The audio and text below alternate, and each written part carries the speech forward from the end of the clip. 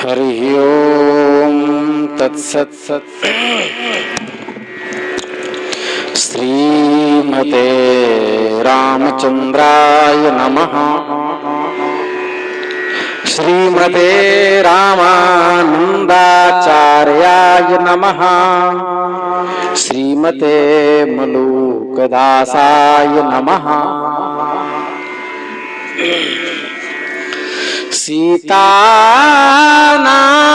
समारंभाम् श्रीरामानंदार्य मध्यमाम् अस्मदाचार्य पर्यन्ताम् वंदे गुरु परंपराम्।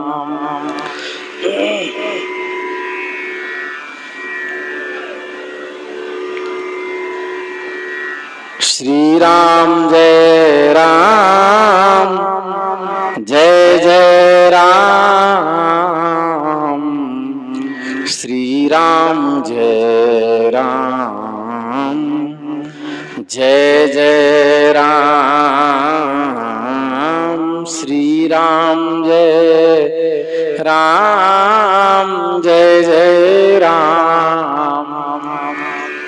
श्री राम जय राम, जय जय राम। श्री वृंदावन बिहारी लाल की जय। हम लोग अत्यंत ही सौभाग्यशाली हैं। भक्त वांछा कल्पतरु भक्त वत्सल भगवान विश्वनाथ की असीम अनुकंपा से हम आप सब आज पुनः श्री रामानंद संप्रदाय वैभव वर्णन के 92वें एपिसोड में सत्संग लाभ प्राप्त कर रहे हैं। पीछे हम लोग श्रवण कर चुके हैं अंगद जी के प्रकरण को। रावण सभी लोगों को वश में करके पुष्पक पर चढ़कर नित्य प्रति भ्रमण करने लगा और उसने एक दिन अयोध्या में सोमयाग की दीक्षा लिए हुए भगवान श्री राम के पूर्वज राजा अनरण्य को देखा। उनके साथ युद्ध करने लगा और उनके ऊपर आघात कर दिया। इसको हिंदी में कहते जानलेवा हमला। जिस चोट से चोटिल होकर अनरण्य ने श्राप दिया कि मेरे वंश में जन्म लेकर परमात्मा प्रभु भगवान श्री हरि ही सकुटुंब तुमको मारेंगे, और यह कह करके स्वर्ग सिधार गए। रावण अपने नगर को चला गया।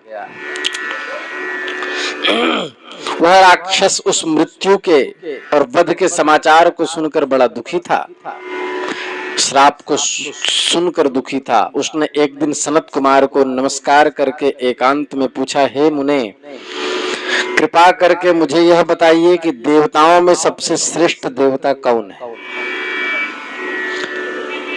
भगवान श्री हरि को सनत कुमार ने श्रेष्ठ बताया। यह सुनकर असुर रावण बोला कि भगवान श्री हरि ने आज तक जिन राक्षसों को मारा है वो किस गति को प्राप्त हुए। मुनि ने कहा वे सब उत्तम और दुर्लभ मुक्ति को प्राप्त हुए। रावण ने फिर प्रश्न किया कि किस उपाय से मेरी मृत्यु भगवान के हाथों हो सकती है। उन्होंने कहा कि त्रेता युग में भगवान श्री हरि अयोध्या में मनुष्य का रूप धारण करेंगे। उस समय उनसे घोर वैर करके उन परमात्मा के हाथों तुम अपना वध करवा लेना। उस समय तुम्हें मुक्ति पद की प्राप्ति होगी। यह बात मन में रखकर रावण राम जी के साथ सीधा विरोध करने के लिए गौतम नदी के तट पर जनक नंदिनी जानकी जी का अपहरण किया और अपहरण करके क्या किया तो कहा,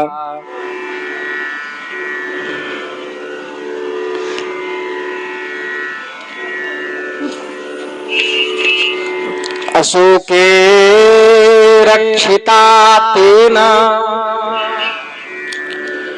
मातृवत्स्व वधेक्षया तदा नारदं दृष्ट्वा नत्वा पप्रच्छ रावणः भगवान ब्रूहि मे योद्धुम् कुत्र सन्ति महाबलाः योद्धुमिच्छामि बलिभिः त्वं जानासि जगत्त्रयम्। और अशोक वन में कैसे रखा? जानकी जी को माता के समान रखा, ये बात आई, केकसी के समान। मातृवत स्ववधेच्छया तेन अशोके रक्षिता केन रावणेन इति। एक बार रावण ने नारद मुनि को देखकर बारंबार नमस्कार करके पूछा, हे भगवान आप कृपा करके बताइए मुझसे लड़ने वाला बलवान लोग कहाँ हैं? मैं बलवानों के साथ युद्ध करना चाहता हूँ। आप तीनों लोकों के लोगों को जानते हैं।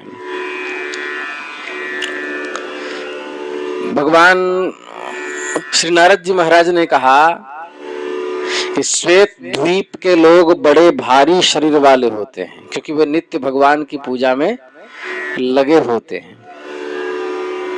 जो लोग विष्णु के हाथों मारे जाते हैं वे ही सुरों तथा असुरों से अजेय होकर वहां जन्म लेते हैं।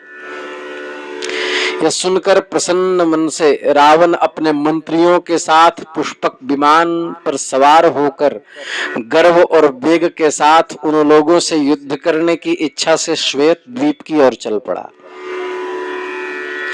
परंतु उस द्वीप की कांति से चौंधिया कर उसका विमान रुक गया। रावण विमान छोड़कर पैदल चलने लगा। द्वीप में घुसते ही एक स्त्री ने उसको एक हाथ से पकड़ लिया। वह किसी की दासी थी, वन में पुष्प लेने जा रही थी। उस स्त्री ने रावण से पूछा, तुम कौन है? तुझे किसने यहाँ भेजा है? बता। इतना कहकर कुछ स्त्रियां बारंबार हंसकर और उसके मुख पर तमाचे जड़ने लगी। बाद में उसका पांव जकड़ करके उसको औंधे सिर घुमाकर गेंद की भांति फेंक दिया कि जैसे श्वेत द्वीप का कोई शत्रु ना आ गया हो। और इतना तेज फेंका कि वह रावण पर लंका में क्रौंची के यहाँ जा गिरा। इस प्रकार रावण उन स्त्रियों के हाथों से बड़ी कठिनाई से छूटा और आश्चर्यचकित होकर वह दुष्ट विचारने लगा कि जिनको मारते हैं भगवान विष्णु वे कितने बलवान होते हैं। मैं स्त्रियों के हाथ से चोटिल हो गया। अब मैं वही करूंगा जिससे भगवान हमको भी मार डालें, हम भी बलवान हो जाएं। उसने यह सब जान लिया था वैदेही के हरण करते समय कि ये साक्षात अवनी सुता लक्ष्मी हैं। इसीलिए उसने अपने वध की इच्छा से सीता को माता के समान पाला था। ये बात अनेक रामायणों में आई है। श्री रामचंद्र बोले, हे मुने, अगस्त जी से, हे मुने, मैं आपके मुख से बाली और सुग्रीव की जन्म की कथा सुनना चाहता हूं।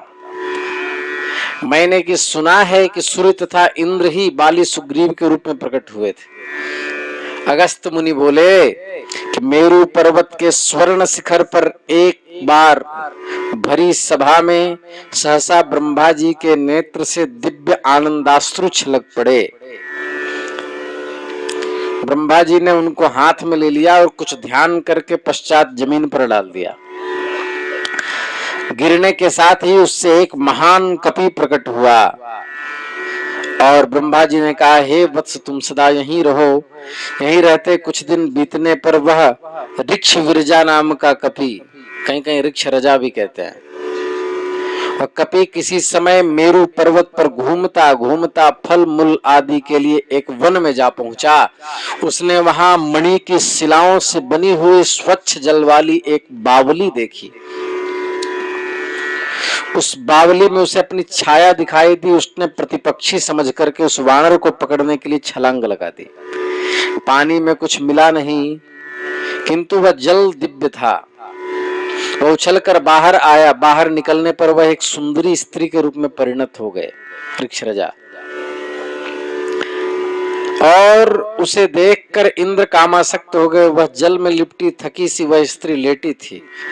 वहां जैसे ही वह इंद्र आकर खड़े हुए तो उनका तेज उस स्त्री के बालों पर स्खलित हो गया, और उसी समय इंद्र तुल्य पराक्रमी वानर बाली पैदा हुआ, क्योंकि बाल वाला। और उसी समय सूर्यदेव भी पहुंचे, और वह ऋक्ष विरजा जो स्त्री रूप में परिणत थे, उनके गले भाग पर तेज स्खलित होने से वहां से एक बलवान प्रकट हुआ जिनका नाम सुग्रीव हुआ। वे दोनों पुत्रों को कहीं ले जाकर के वह स्त्री सो गई। प्रातः काल होने पर उसने फिर से अपने आप को वानर के रूप में पाया। वो जल की शक्ति थी, वानर के रूप में पाया। यह वृत्तांत सुनकर ब्रह्मा जी वानरेंद्र ऋक्ष विरजा को किष्किंधा नगरी का उत्तम राज्य दे दिया। वहां दोनों पुत्रों के साथ वह रहने लगा। उस ऋक्षराजा के मर जाने पर किष्किंधापुरी के सम्राट कपीश्वर बाली हुए। और आगे की बात तो हे राम आप जानते ही हो। श्री रामचंद्र जी बोले कि जब सुग्रीव को बाली ने किष्किंधा से बाहर निकाल दिया था, उस समय इनके मंत्री ये वायुनंदन हनुमान भी साथ में थे। इनको बाली के समान अपना बल क्यों नहीं याद आया। वो चाहते हनुमान जी तो जाकर के बाली पर आक्रमण करके और फिर से सुग्रीव को वापस प्रवेश करवा सकते, घर वापसी करवा सकते थे।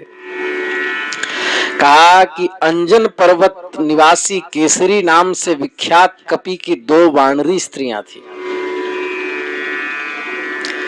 किसी समय उस कपि की अंजनी नाम की स्त्री वहां बैठी थी। इतने में राजा दशरथ जी के पुत्रेष्टि यज्ञ के बाद जो प्राप्त हवि, जो उन्होंने कौशल्या, सुमित्रा और कैकेयी माता को दिया था प्राप्त करने के लिए, तो जिससे राम लक्ष्मण भरत शत्रुघ्न हुए, तो उसमें जो कैकेयी के हाथ में भाग था, तो वह हाथ से मुख में लेते समय कुछ कणिका नीचे गिर गई, जिसको गृध्री पक्षी छीन कर ले गई। और उस अमृत तुल्य पिंड को वह जाके भगवती अंजनी के गोद में डाल दिया, बालाजी के यहाँ गोद में डाल दिया। उसको भगवान का प्रसाद समझ करके, बालाजी का प्रसाद समझ करके उस प्रसाद को उन्होंने प्राप्त कर लिया।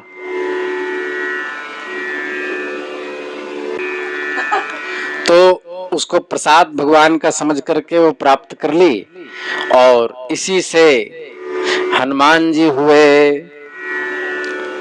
तो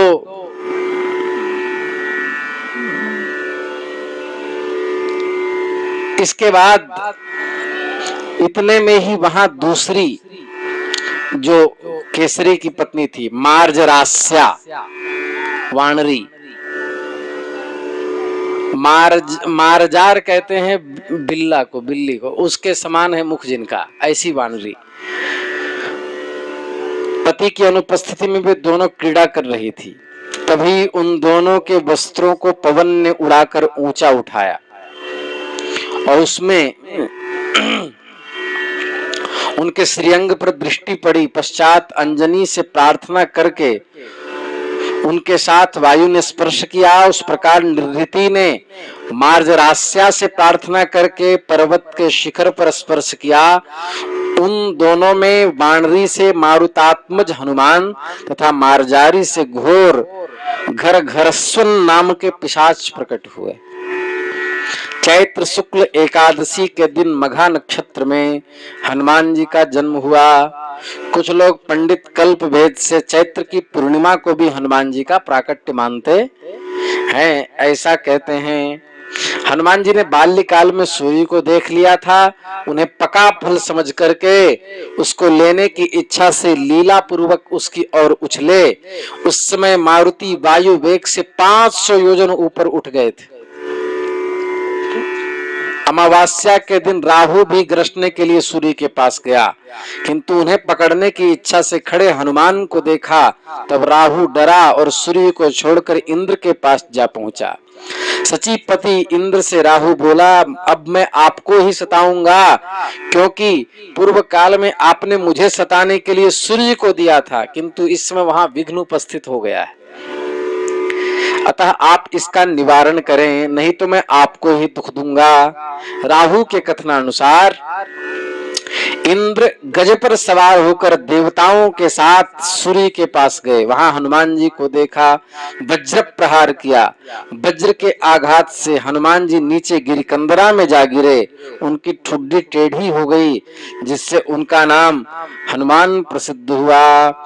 ब्रजपातान मारुति खात मारुति काकपात गिरिकंदरे तदा भग्ना हनुस्त्वस्य हनुमान इति वै यतः। उनका नाम प्रसिद्ध हो गया। यह देखकर उनके पिताजी ने सबकी वायु बंद कर दी, अपनी गति बंद कर दी। सबको श्वास लेने में समस्या होने लगी, सब तड़पने लगे। तीनों लोग मृत के जैसे हो गए। देवताओं में हाहाकार मच गया। तब ब्रह्मा जी इंद्र को धिक्कारने लगे और शीघ्र वायु के पास गए। नमस्कार करके प्रार्थना पूर्वक क्षमा मांगी। हे कंपन, तुम देवेंद्र आपके अपराध को क्षमा कर दो, मैं तुम्हारे पुत्र हनुमान को वर देता हूँ। तब वायु पुनः पूर्ववत बहने लगा। अतः क्षण भर में तीनों लोग फिर से जीवित हो गए। पश्चात ब्रह्मा जी ने सामने खड़े मारुति को वर दिया कि तुम मेरे वचन से वज्र देह हो जाओगे। और हे अंजनी पुत्र, तुम्हारी गति कहीं भी प्रतिहत नहीं होगी, नित्य भगवान में उत्तम भक्ति बनी रहेगी। मेरे वरदान से तुम भगवान की सहायता करने में समर्थ हो गए। इतना कहकर के हनुमान जी को वर देकर भगवान ब्रह्मा अंतर्धान हो गए। राहु पुनः सूर्य के पास गया। इस प्रकार चरित्र आता है। आगे की कथा हम कल कहेंगे। श्री वृंदावन बिहारी लाल की जय। नमः पार्वती पतये हर हर महादेव।